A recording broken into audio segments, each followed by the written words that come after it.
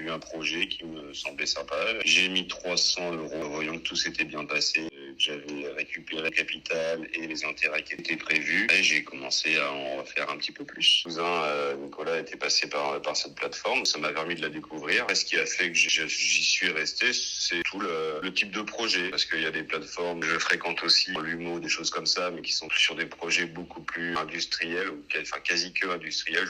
Là où sur Mimosa, je trouve vraiment des projets vraiment à taille humaine, des élevages qui veulent s'agrandir, avoir un laboratoire pour faire soi-même son fromage, boulangerie, une brasserie, voilà, enfin plein de petites choses plus que des gros objets. Voilà, le type de projet me convient bien. À la base, voilà, c'est clairement l'idée, plutôt que de mettre mon argent sur des fonds où je sais pas trop exactement à quoi ça sert, à qui ça sert, et que je pense que si je creusais, je serais certainement plus dégoûté qu'autre chose, avec en plus des taux d'intérêt qui sont ras des pâquerettes. Alors, disons que les choix, c'était soit ça, soit ce qu'ont fait certains amis pendant un certain temps, d'aller boursicoter.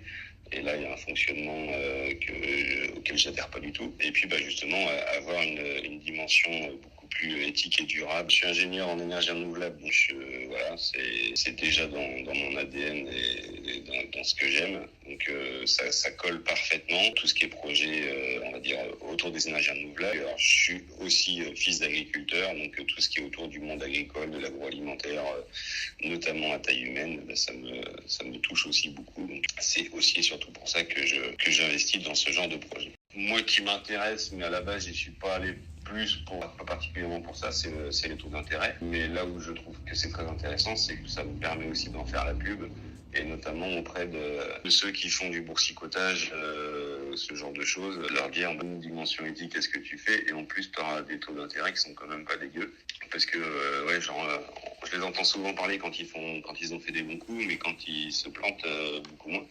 Je sais que sur l'ensemble des opérations que j'ai fait sur Mimosa, il y en a une qui est en retard depuis quelques temps. Ça s'explique, et puis pour le moment, je reste serein. Voilà, sur l'ensemble de ce que j'ai fait depuis, ça fait pas loin de 10 ans, je crois. Et puis voilà, j'ai eu plutôt des très bons signaux.